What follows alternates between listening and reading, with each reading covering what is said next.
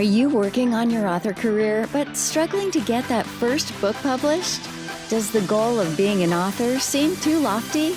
Or thoughts of having multiple books and making a full-time living are as fantastical as living in Cinderella's castle? Welcome to Discovered Wordsmiths, a podcast where aspiring authors can be heard.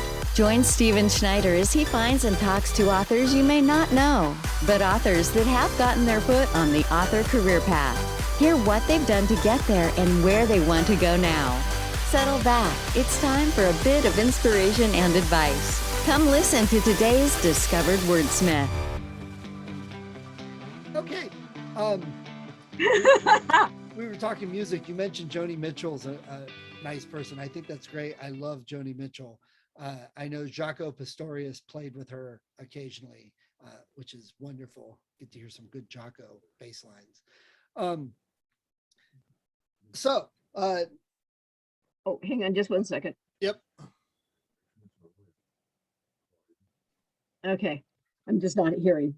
If you can take that out because you can hear my husband over here giving me pointers.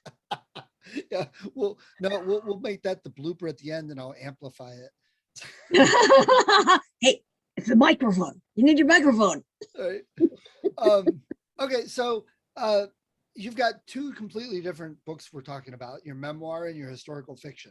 So for each of them, would you rather see it as a movie or as a TV show? Well, let me see. So House of the Moon Surviving the 60s, I think it would work as a movie because it is just a 4-year period and it's just isolated incidents that are joined together by a common thread. And so I think movie. Okay. The Last Magdalene is going to be, the Magdalene Chronicles is going to be a 4-book series. So I would love to see something with a series like a Netflix series. Right. Or that type of thing going season after season after season, because she lived for, we think, about at least 88, 90 years. Wow. I didn't know. And experienced a lot. So she was born close to the beginning of the first century current era. She lived through the destruction of the temples. She lived through, not quite to the diaspora, but she lived through Paul beginning his teachings and the establishment of the early church. So it was a dynamic time her whole life. And then we also get to see into Egypt, which is the second book called Lost in the Holy, which is when she leaves after the crucifixion, she escapes to Egypt, to Alexandria, which was the traditional place for Hebrews to escape to. Right. And the books, what type of feedback are you getting from readers? Well, the Last Magdalene is not out yet. It's right now, we're working on the cover. My publisher is having an artist do a rendering for the cover. So they'll all be unique and tied together. I'm really excited about that, taking my description, Miriam, for the cover. House of the Moon, I get incredible feedback from people, how they've always wondered about the 60s, how they felt. One reviewer said it was like going to sleep and waking up in the trenches. A lot of people saying that it gave them the courage to be more honest about their own lives.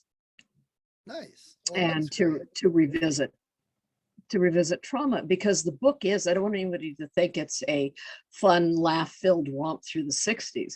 It's a very dark, disturbing book, because that's what the 60s were to me, as a time, you don't have to fight something if it's not oppressive. Right. And as a tie-in, look at all the music that talks about that time period. Exactly. And the strife and the struggle and, the things that went on through the 60s. And just look how the music changed from the early 60s into the 70s and then into the mid 70s, how different that music is.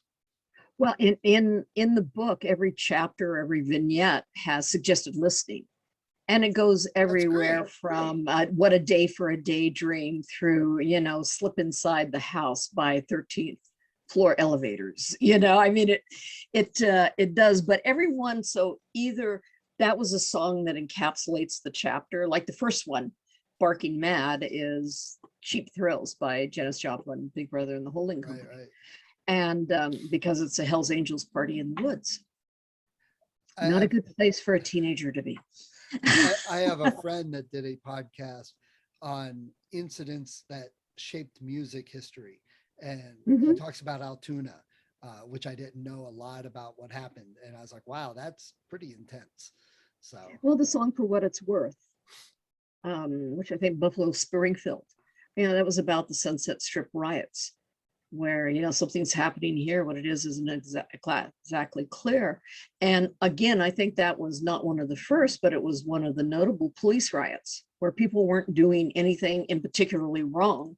And the police got their hackles up about it and started a riot. And then, of course, blamed the kids, which again happened in '68 in Chicago, which is another song by Crosby, Stills, Nash and Young. Yep. And so, the music reflected our times. And we were talking about another person that I knew relatively well was Jim Morrison.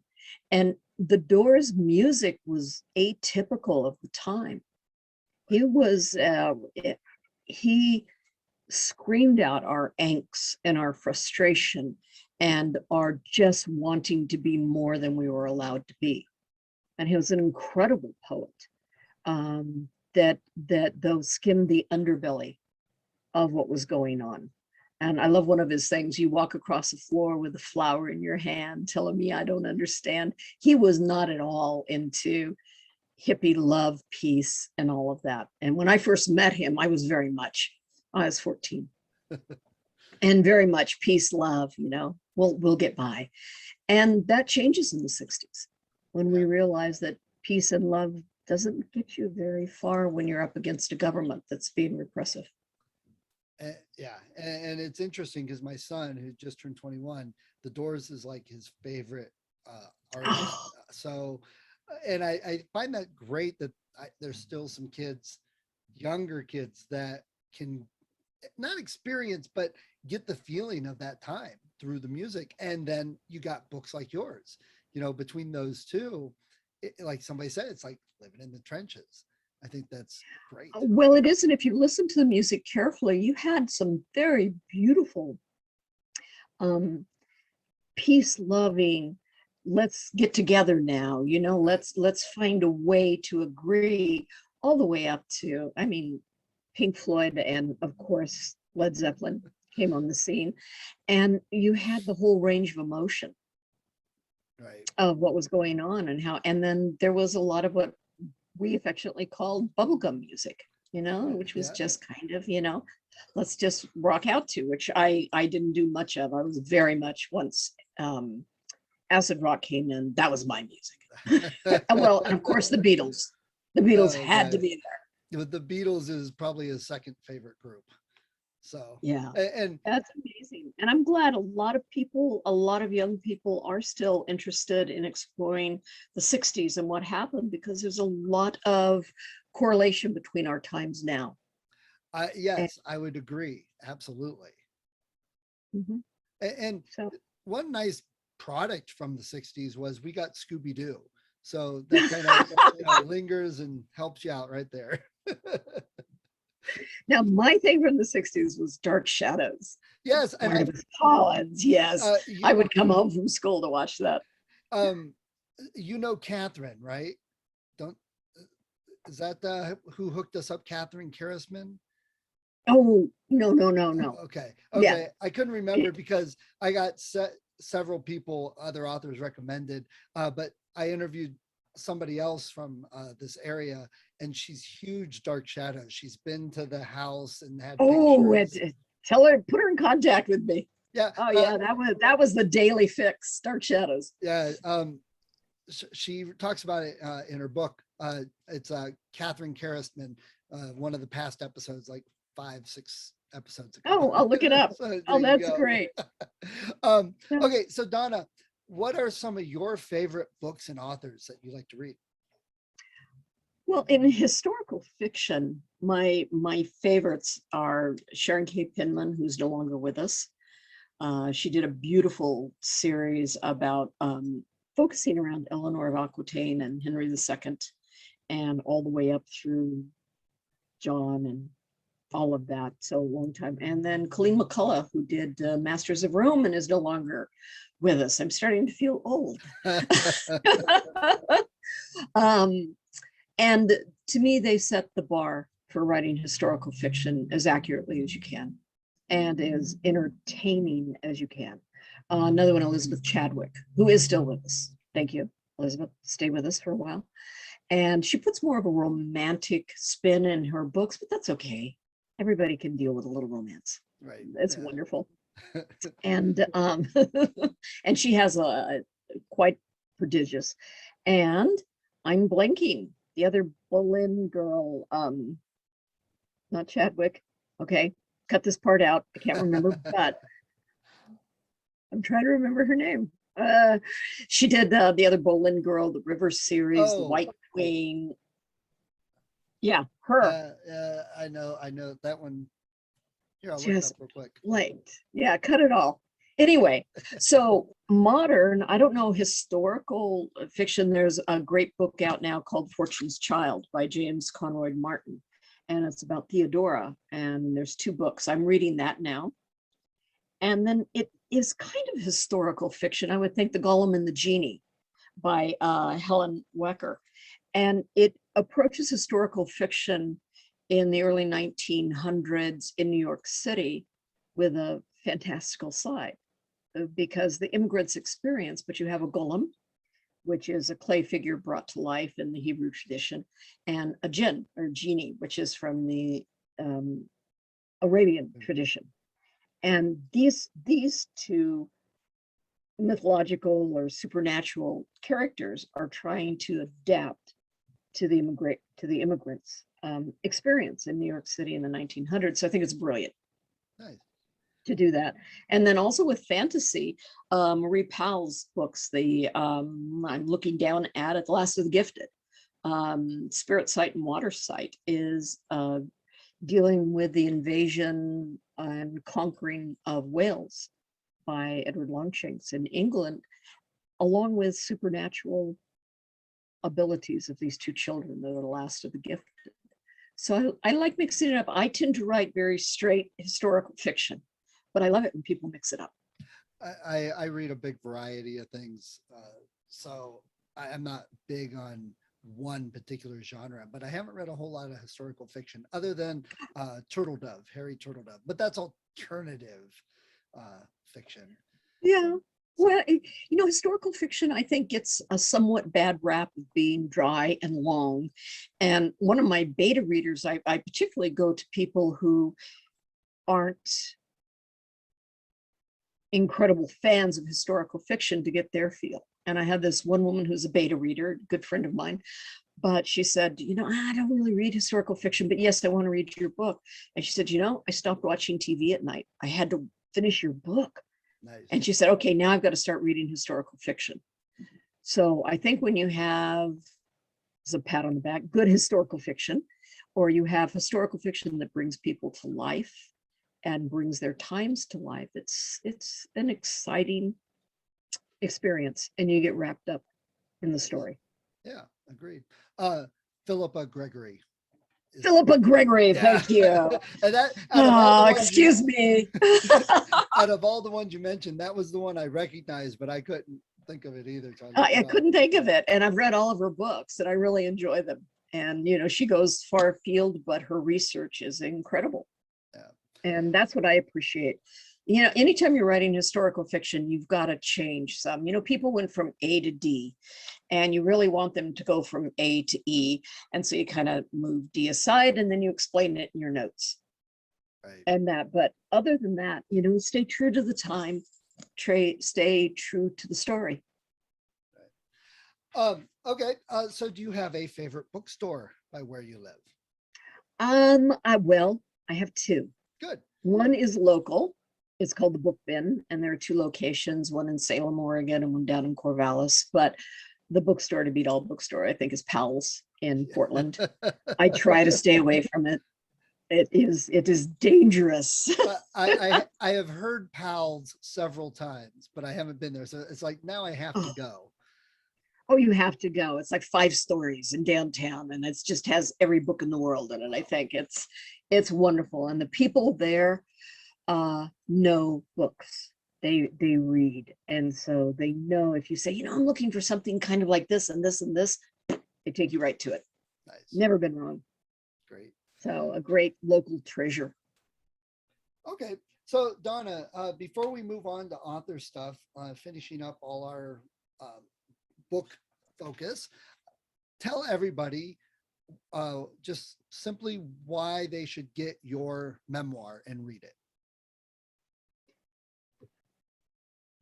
Because it is an honest, true, and visceral retelling of what it was like to be in the 60s. So if readers have ever wondered what it was like to live at that time, to know these people, to know Jim Morrison and Jimi Hendrix and other rock and rollers, and what it was like to get up every morning in the 60s and have to go to high school. And then, then this is a book to give you an insight into what it was like to be alive and active in the decade that changed the world. Nice.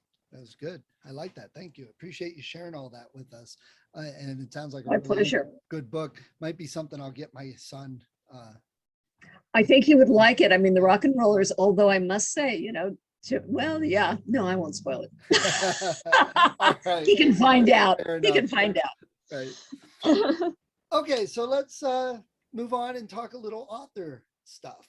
So we're going to talk about inspiration for writers. But let me ask a couple things first. When you were writing you were a journalist, and then you wrote a memoir, and now you're writing some historical fiction. So what have you learned along the way that you're doing different than you used to do writing?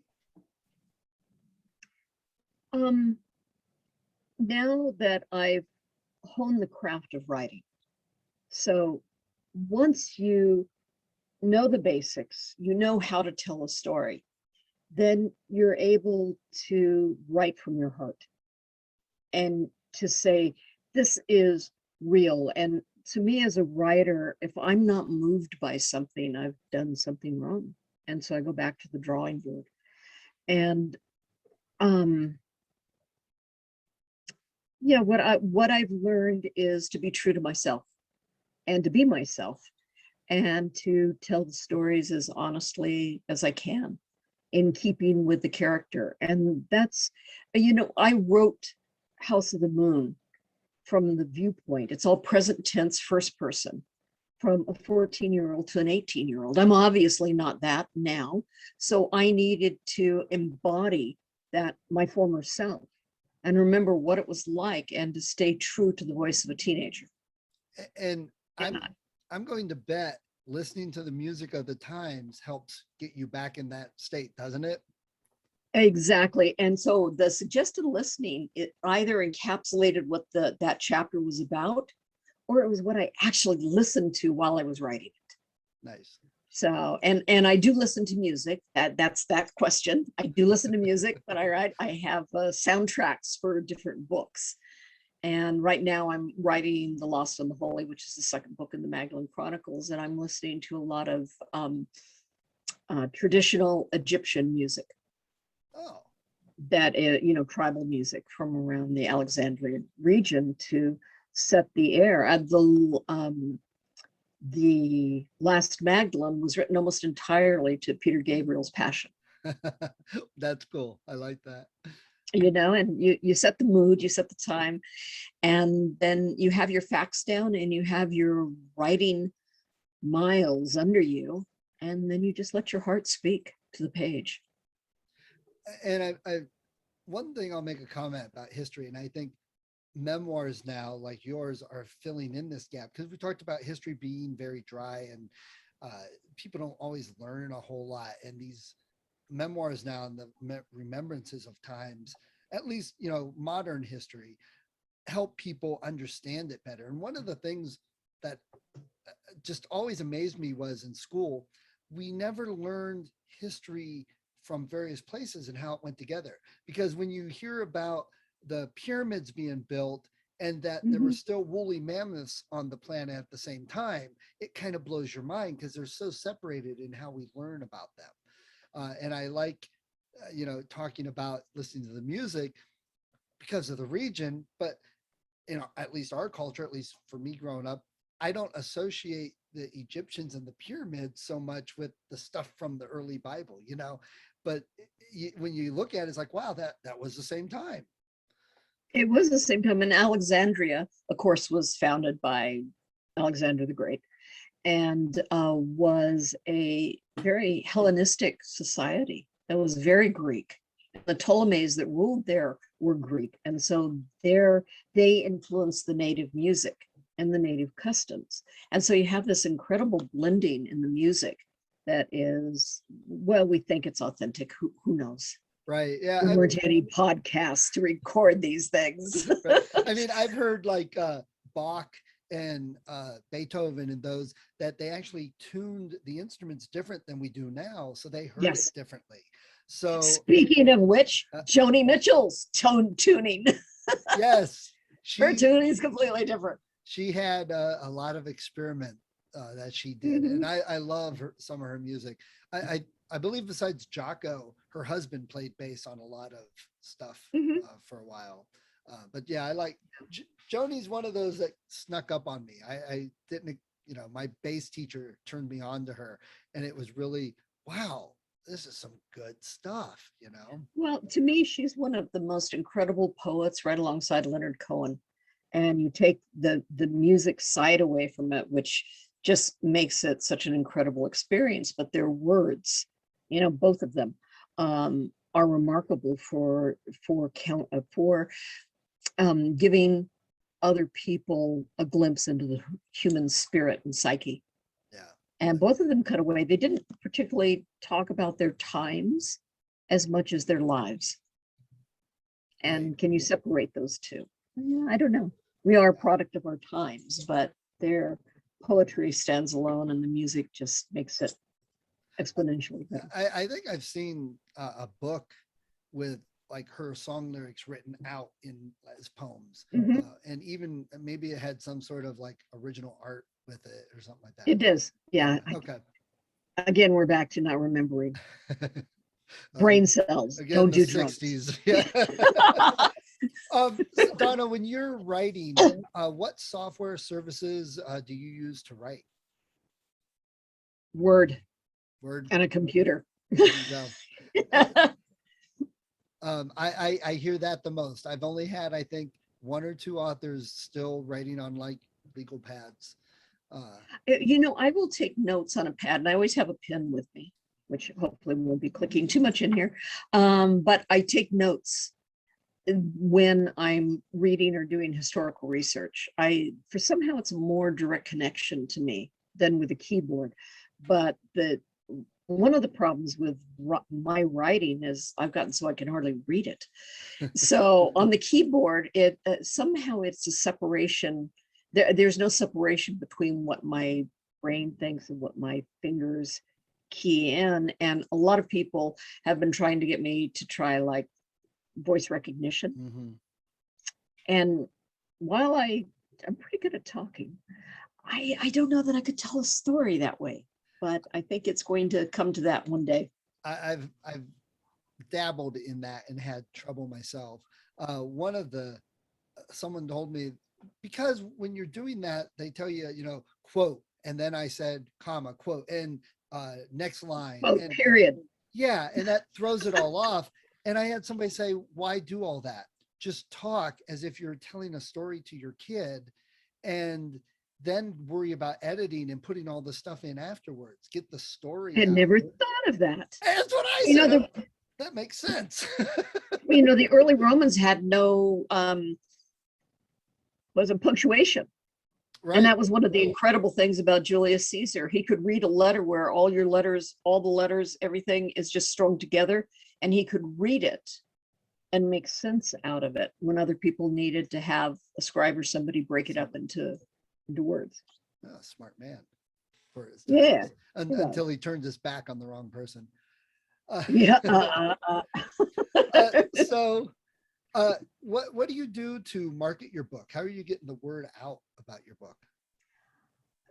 That is tough. I have a marketing team, and now, well, to be honest, when my publisher put out House of the Moon, Surviving the 60s, I thought, oh, and I think a lot of authors, first-time authors do this, well, I'm going to put it out there and everybody's going to find it.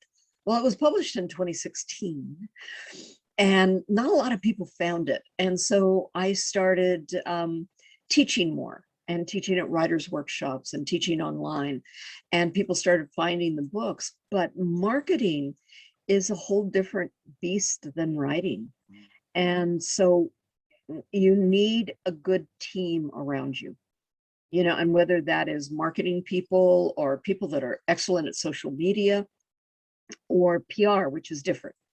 I think public relations deals with you as a person and marketing deals with selling your book, which seems to be a divide that still doesn't connect in my mind, but we'll go with it. So find people you can trust and realize, even if you're with a big, what is it now, 3 publishers? The big, it used to be the big 5. It's going to be the big 1 pretty soon. That even with that, you need to develop marketing skills. You need to get your name out there, do interviews like this one, show up to writers' conferences, talk to other writers. Every writer I know is a reader. Right. You have to be. Right. If you're writing, you need to read.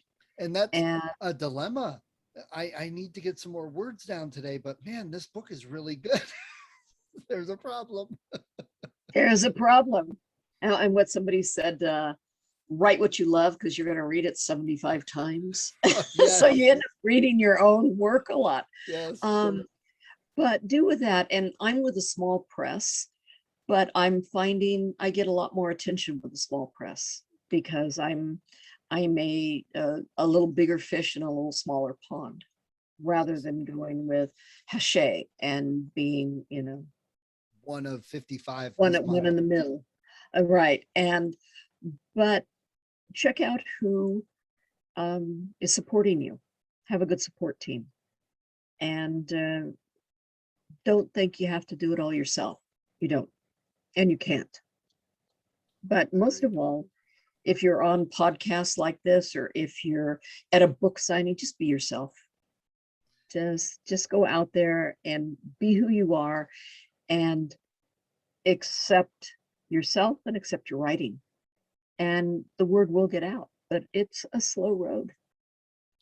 Got it. I was just at the Surrey International Writers Conference, and Bob Dugoni, who is a very big name and a very big seller, said it is still a slow process. And his book, The Incredible Life of Sam Hell, he just said, it's just now picking up and starting to really outsell his other books because it's word of mouth. So to me, the best marketing is to have avid readers who love your work, and they'll tell other people. I agree. Especially I write middle grade. So parents talking to parents is a big thing. So it's still your best selling. Somebody reading and saying if someone tells me, that's how I ended up with the Golem and the Genie. A friend said, you have to read this book. Yeah. And I trust her. So I'm reading it. Yeah. The danger is, though, a lot of my friends are big readers. So I'll have 5-6 friends a week saying, hey, you got to read this book. You got to read this book. You got to read this book. I'm like, I don't have enough time. I have, right now, I'm reading 4 different books, depending on my mood. And Yes. I have 6 more on my nightstand that need to be read. Right. And then to me, a great service is audio recordings. If I'm driving someplace in my car, and to me, that still counts as reading. If you're listening, it's still supporting the artist and still getting the story. So a lot of them, Kate Quinn, I listen to all of her books. I love the narrator on it. That's important. Very important. I've got a few books. I listen because I love the person narrating it.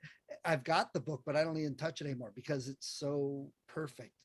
It's so perfect. Another one that is great is any of Laurie R. King's, her Mary Russell and Sherlock Holmes series. The narrator is incredible, and I think I have like 12 or 14 of them. and I can cycle back through them. But Yeah. Just keep reading. Nice. And so we talked a little bit about marketing and how difficult it is. And that's one of the reasons I like this podcast, is because the people I talk to, the authors I talk to, aren't going, well, marketing's easy. I just pay my guys $5,000 a week and they market it, and a million people. We don't have that. We have people, and I think sometimes when new authors or young authors or whatever listen and they hear, it's like, oh my God, I got to market. They lose touch, or they're writing and writing and writing. I'm not getting any better. So you wanted to talk about inspiring authors to write, and you do talks at writing conferences and stuff. So what are some things that you say or that can help authors to keep them inspired to write? Well, I would say we've talked about this before, and you mentioned it, my cup. Your cup? Which says, a smooth sea never makes a skilled sailor. So what helped me in the beginning was having other authors tell me, it's not easy, accept it. You are alone with yourself, which can be really scary. And you're going to write and write and write, and then you're going to rewrite it. And to me, the best thing someone told me was, it's not easy, and you keep going because it's something you love. And the first, to me, important step in writing is to write. And I know it sounds rather simplistic, but if you don't write, you're not a writer. And it doesn't matter what else you do. Right. Writers write. And it used to be called, back in my journalism days, pencil miles. Now I think we can say keyboard miles. And somebody says, 10,000 hours. Right. I don't think there's you can cap it at something. I'm still always learning. Like I said, I just attended the Surrey conference, which is an incredible conference for any writers. It takes place in Surrey, Canada, BC. That's crazy. British Columbia. It's just a wonderful, inclusive place. I'm still learning. In fact, I still learn something about historical fiction, and I learned something about being a writer from these people. And so never think you know it all. There's still more to learn. You can teach yourself, but find a supportive community that understands how weird you are as a writer, because we're all strange. We really are. Right. We sit alone in a room and create things. We make up worlds, and if you piss us off, we'll kill you. We'll kill you in our book. Exactly. Well, we talked a lot about music, and I know music is something I and a lot of other writers help to get them in the mood, get them going. I have a playlist that if I'm feeling down, there's a particular playlist of like every favorite song of mine. I just put it on for a couple minutes and I change my mood. Do you use music in your memoir? You said when you were writing to do that.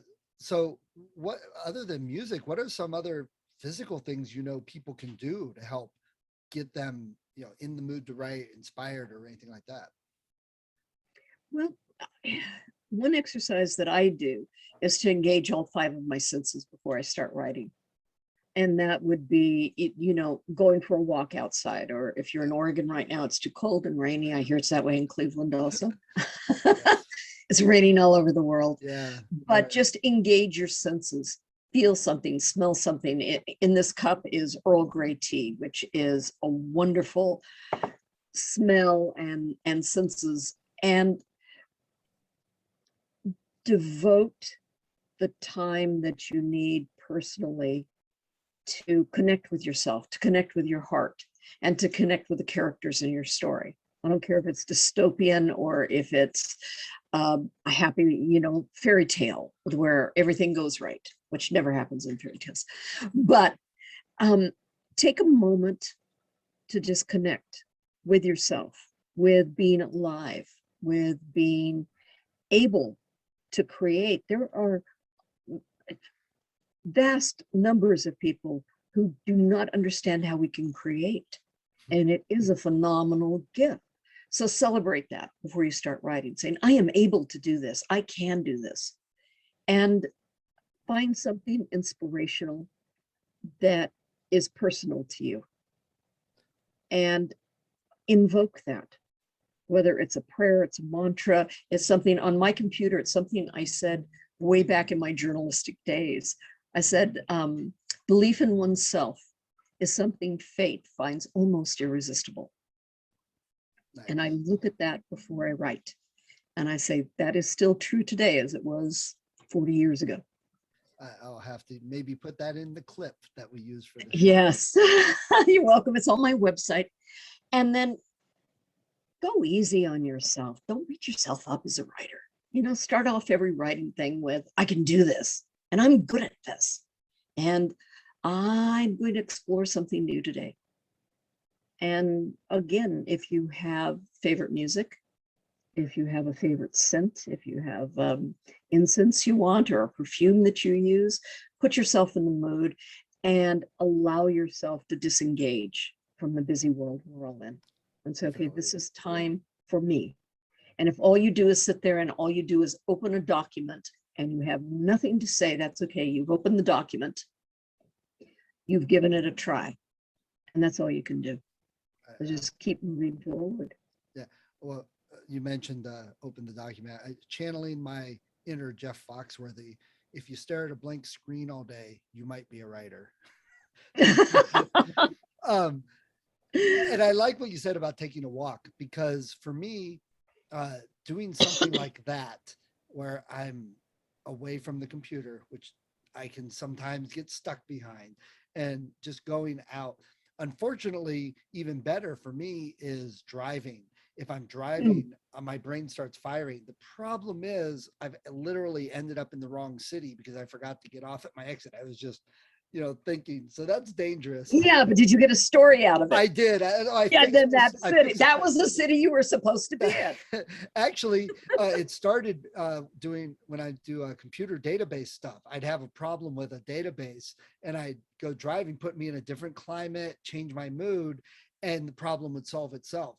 You don't know how many times little problems in a story, which as a new author, I thought all my stories, this is fine, this is perfect. As I learned more, I started learning, this needs help. And you get stuck, but I'll go make dinner for the kids and I'll be like, someone stir this. I thought of it. I got to go fix it. I got an idea. So I think that's a time that, the brain needs to have some downtime. Yes. When it's not being focused. And that's it. That's why if we take a shower, do the dishes, or cook dinner, all of a sudden an idea pops up because the brain is like, well, it was when we were trying to figure out Philippa Gregory's name. It's gone, boom. As soon as we stopped thinking about it, the brain went, is this what you were looking for? In, yeah. All the time. So, or middle of the night. My time is 2:15 to like 3:00. And they come, actually, I wrote the opening lines to The Last Magdalene at like 3 a.m. I woke up and boom, they were just there. I was like, that's incredible. And the book flowed from there. And sometimes that's what it needs. You got to hit that flow state. I was just talking to someone else about that, getting into the flow in the flow state. That's important sometimes, but you can't force it. Well, you can't, but you can be there and you can show up at a regular time at a regular place and hope that the muse decides to join you. But if you're not there and you're not ready and you don't have the skill, then it doesn't matter how all 3 of the muses show up. There were 9. So if all the muses show up, if you're not there, they're going to give it to somebody else. Right. Yep. Absolutely. So show up, be there for yourself and for your art. And I like what you said about community too. It's important to find one that you fit well with. I've gone to a couple critique groups that I'm just like, this just doesn't fit me. It's not the feel that I want. I'm in a mastermind group right now that I think has just spurred me a lot this year. And it's actually more the day job and family commitments that are holding me back more than anything else. It's not the writing in that. But it is But what that's it is. why we need support groups, because we need other writers that have day jobs, that have families, that have cats, that have dogs, that have, life is constantly in, and to find out how other writers deal with it, or if nothing else, just to have a good old fashioned fetch session, to say, I'm so sick of this stuff. And everybody said, me too. Right. And finding your community is so important, and finding a good fit. And I'll say this to other writers out there, working from desperation, whether it's to find a publisher, to find an agent, to find a writing group, to find a critique group, is never beneficial. All of these relationships are very personal, and make sure it's a good fit. And if it's not a good fit, it's not you, it's the relationship. Right. That's off. Yeah, it doesn't mean it's a bad group or that you're a bad writer or anything. It just has to fit. We're all different, Exactly. And that goes on, like I say, to publishers, to agents. I mean, I don't know any writers that haven't gone through a few agents and unfortunately a few publishers, until you find a place that's home. Right. And then allow for that to change too. Yeah. And Absolutely. always be aware, whatever you surround yourself with, make sure it's nourishing you and that you're giving back to the group or to the relationship. You will think of so many things or learn so many things that giving back will help more than you think it will. And that's why I teach, because to me, I've learned these things, and I want to share them and to let other people know that this can be done. We can do this, and it's not easy, but it is the best of all worlds. Yeah, absolutely. And if anybody needs more inspiration, I have a whole list of past authors I've interviewed on the podcast. I break them out by genre. So find the genre, go listen to those podcasts. And hear other authors with the same problems, same issues, same things they're trying to overcome. And resolutions. Yes. I got my book published. Here's how. So, and you just keep trying until you find, like I said, I went to a small press and went direct, and it worked out wonderful. Nice. Good. So. Well, Donna, this has been a really great talk. So before we go and piece together the 500 different recordings we now have. Only 500? I think something like that. That might be a slight exaggeration. Do you have any other last minute advice for new authors? Keep writing. There you go. That's it. You'll never get to the end of the book if you don't write it. Right. And so believe in yourself. That's the other thing. Believe in yourself. You can do this. Great. Well, Donna, I appreciate it. It's been great talking to you. Your books sound great. So thanks for taking some time to talk with us today. Well, and if anybody would like to read any articles or that, I have a lot of things on my website, or get in touch with me. It's pretty easy. And I didn't even ask that. You did not. I I got your back. I got your back. So where can we find you online? Yeah. DonnaConrad.com. Got it. Pretty easy. And if you can go on there, sign up for, register for my website, and then I'll be glad to talk to you and exchange emails, or we'll have a little Zoom chat. Nice. And where all can we find your book? I'm online at, Barnes & Noble, Amazon, and at some local bookstores. Nice. They'll be there. And then the next series, for those who are interested in historical fiction, should be out in, I think we've pushed it to June of 2022. Okay. So we'll look for that. Great. All right, Donna, thank you very much. I appreciate the patience with all the recording issues. I appreciate all you're doing for new and aspiring authors. Oh, thank you. We can do this together. It is a community. Absolutely. Thank you for listening to Discovered Wordsmiths. Come back next week and listen to another author discuss the road they've traveled, and maybe, sometime in the near future, it might be you.